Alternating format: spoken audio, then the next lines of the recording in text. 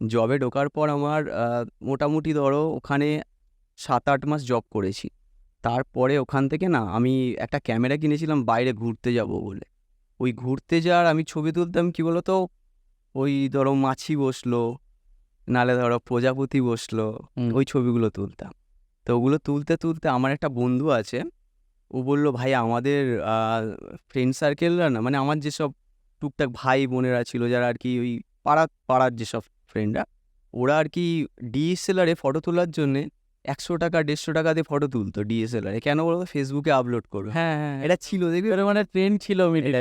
ছিল এই ব্যাপারটা। তো ওই সময়টাতে আমি কিন্তু তোমার অনেক এরকম ফটো দেখেছি, ফটো শুট করার মানে আগে দেখেছি এরকম টাইপের কিছু হ্যাঁ মডেল টাইপের। করেছি আমি। আমার ওই ভাইরা বললো দাদা তুমি ডিএসএলআর কিনেছো, আমাদের কিছু ফটো তুলে দাও, একটা ছেলে আছে ওর কাছে ডিএসএলআর আছে, ওরা 100-150 টাকা করে নেয়। তো আমি বললাম ঠিক আছে, তো তুলে দেবো তোদেরকে এমনি অফ টাইমে, অফিস থেকে আসার পর যে ফাঁকা টাইমটা পেতাম ওদের টুকটাক করে বা সানডে ফান্ডেতে ওদের সাথে চলে যেতাম, গিয়ে ধরো ওদের ছবি টবি তুলতাম। ওই ছবিগুলো দেখে আমার একটা ভাই আছে, সে আমার সাথে কন্ট্যাক্ট করে, সে হচ্ছে ওয়েডিং ফটোগ্রাফি করতো, বুঝতে পেরেছো? তো ফটোগ্রাফি সম্পর্কে তো এমনি কোনো নলেজ ছিল না, অটো মুডে ফটো তুলতাম, মানে পি মুড ছিল না, নিকনের ক্যামেরা ইউজ করতাম, তো ওটাতে পি মুড যেটা ছিল সেটা করে দিয়ে ওটাতেই ছবি তোলা হতো। এবার ওদের ছবি তুলে দিলাম, পেছনটা পুরো ব্লার হয়ে যাচ্ছে, একদম 1855 নিয়ে একদম ফুল জুম করে দিয়ে ফটো তুলছি, ঠিক আছে? তো সেই ফটোটা দেখে ওরা খুব খুশি হতো। অ্যান্ড আমি কি করতাম বলতো, আমার একটা বন্ধু ছিল তখন কত ক্লাস 10-এ পড়ি, ফটোশপ জানতো টুকটাক, তো ও আমাকে একটু দেখিয়েছিল। তো সেটা আমার একটু জানা ছিল যে কিভাবে একটু লাইটটা বাড়াবো কমাবো। তো ওই করে ওদের ছবিগুলোকে বেশ ক্লিয়ার করে দিতাম, তো ওরা ওই ছবিগুলো আপলোড করতো ফেসবুকে। যেটার জন্যে মানে ওখান থেকে আমার একটা ভাই আছে যে ওয়েডিং ফটোগ্রাফি করতো, সে আমার সাথে কন্ট্যাক্ট করে যে অবিদা তুমি কিসে ফটো তোলো? আরে এমনি নর্মাল, কি লেন্স ইউজ করো? 18-55 ইউজ করি ভাই, সেরকম কিছু তো না। আর যে আমি ক্যামেরাটা ইউজ করতাম সেটার দাম ধরো ওই 25,000-26,000 টাকার মতো ছিল, অফারে চলছিল তখন। আমি নিকনের একদম লো বাজেটের ক্যামেরা আর কি। হ্যাঁ তো ওই আর কি নিকনের ক্যামেরাটা নিয়েছিলাম, বুঝলে? তখন ওই নিকনের ক্যামেরাটা দিয়ে যখন ফটোশ্যুট করতাম, তখন তো আমার কোনো অ্যাপারচার, আইএসও, শাটার স্পিড এ সম্পর্কে কোনো আইডিয়াই ছিল না। এবার ওরা যখন আমাকে বলতো বিদা তোমার ফটোগুলো খুব ভালো হচ্ছে, তা ওটাতে একটা এমনি ভালো লাগে। আর মেনলি ঘুরতে যাওয়ার জন্য যেহেতু ক্যামেরাটা নেওয়া, কিন্তু ওই ক্যামেরাটা নতুন ক্যামেরাটা নেওয়ার পর না একদিনও কোনো দিন ঘুরতে যেতে পারিনি কিন্তু, জাস্ট ফর মানে ওই কিনেই রেখে দিয়েছিলাম, ওই ওদের ফটো তুলতাম আর ওই অফিস। তারপরে তো ধরো 5-6 মাস পরে ওই আমার একটা ভাই আছে, ওয়েডিং ফটোগ্রাফি করতো, কন্ট্যাক্ট করলো আমাকে, মেসেজ করে বললো যে অবিদা তুমি ফটোগুলো কি ক্যামেরাতে তোলো? বললাম ওই একটা নিকনের ক্যামেরা আছে, 3200 ছিল মনে হয়, D3200 কিছু কিছু একটা আছে। আচ্ছা, D3400 কিনেছিলাম আমি।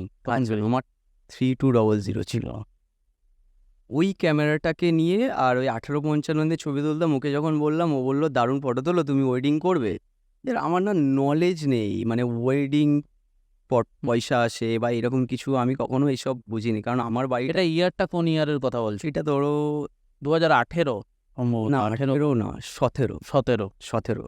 হ্যাঁ তখন এরকমই ছিল। হুম 17-তে আর কি।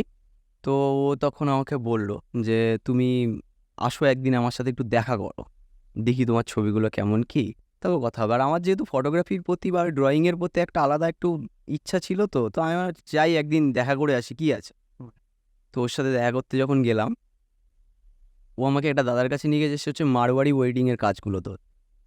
তো সে আমার প্রথম ফটো দেখে মানে অতটা ঠিক আছে ভালো তোলে, তো তুই একদিন নিয়ে আয়, ও ও যাক আমাদের সাথে প্রি ওয়েডিং শ্যুটগুলো হয় না। তো ওই প্রথমবার একদিন অফিস কামাই করে একটা প্রি ওয়েডিং শ্যুটে গেছিলাম। তা প্রি ওয়েডিং শ্যুটটা ভালো হয়েছিল, খারাপ না। প্রি ওয়েডিং এর একটা গল্প আছে আমার। হুম তোমার প্রথম যখন আমাকে প্রি ওয়েডিং এ নিয়ে গেছিল, তখন বলে যে সবিকে একবার প্রি ওয়েডিং এ নিয়ে যেতে হবে। কলকাতায় মানে মেদিনীপুরেরই একজন দাদা ফটোগ্রাফি ছিলেন। প্রি ওয়েডিং মানে তো সেই প্রি মানে তো বিয়ের আগে হচ্ছে, মানে প্রি ওয়েডিং মানে কিরকম, এবারে জঙ্গলে নিয়ে গেছে, জঙ্গলে শ্যুট ফুট হচ্ছে, মেদিনীপুরে জঙ্গলও নেই, তো সেখানে জঙ্গলে গিয়ে শ্যুট হচ্ছে, এবারে ছেলে মেয়েদের কোজি কোজি ছবি হচ্ছে, ক্লোজ ছবি হচ্ছে। তো আমি বলছি যে বিয়ের আগে এরকম ভাবে দেখা করে ছবি টবি তোলা হয়, এটি মানে এবার ব্যাপারটা তোমার হ্যাঁ আমার জানা ছিল না। এবার প্রথম দেখছি, আর আমি অ্যানিমেশন থেকে তারপরে ফটোগ্রাফিতে শিফট করেছিলাম, আমি অ্যানিমেশন করেছি 3D অ্যানিমেশন। তো আমি বলছি এরকম বিয়ের আগে দেখা করে এরকম ছেলে আর মেয়ে দেখা করে মানে বাড়ির থেকে অ্যালাও করে আর এরকম ছবি টবি তোলে এবার তুললে মানে এরকম কি মানে একটা অন্যরকম এক্সপিরিয়েন্স ছিল না। তারপরে বলো তোমার। আমারও ওরকম মানে আমি না প্রি ওয়েডিং ওয়েডিং মানে ওয়েডিংটাও বুঝতাম না যে ফটোগ্রাফির জন্য পয়সা দেওয়া হয় হিউজ পরিমাণ, এইসব ব্যাপার তো কোনো আইডিয়া ছিল না আমাদের। দেখো আমার বাড়িটা যেটা না পুরো গ্রাম সাইড, হ্যাঁ, যেটা মেন বাড়ি যেখান থেকে এসছি, তো সেখানে মানে ওই হাতে ক্যামেরা এরম হ্যান্ডি একটা ক্যাম নিয়ে তার দেওয়া থাকতো, বড় বড় লম্বা তার, ওগুলোতে ভিডিও হতো। এবার আমার কোনো আইডিয়া ছিল না যে এরকম মানে সেই ডিএসএলআর দিয়ে সুন্দর করে ভিডিও করে এরকম একটা দারুণ, ওসব ব্যাপার অত আইডিয়া ছিল না। বাজেট নিয়েও কোনো ব্যাপার ছিল না। আমি তো পুরোটাই একটা আলাদা জায়গার মানুষ না, যে পুরো ইঞ্জিনিয়ারিং পড়ছি, সেখানে আমার জব নিয়ে রিলেটেড ব্যাপার। তো ওটার থেকে যখন আমি ওদের কাছে গেলাম, প্রি ওয়েডিং দেখলাম, তখন আমার বেশ ভালো লাগলো বিষয়টা, কিন্তু যে হ্যাঁ মানে এরকম আমার মাকে এসে দেখাতাম প্রতিদিন রাতে। সে মানে ধরো ওয়েডিং করে আসলাম না, ওই সময় তো ওয়েডিং টুকটাক করেছি, রাত্রেবেলায় এসে মাকে দেখাতাম, সে 3টে বাজুক 4টে বাজুক, মা দেখো এই ছবিগুলো তুলেছি। আমার মা তো বুঝতে ঠিক আছে, ভালো হয়েছে ছবিগুলো।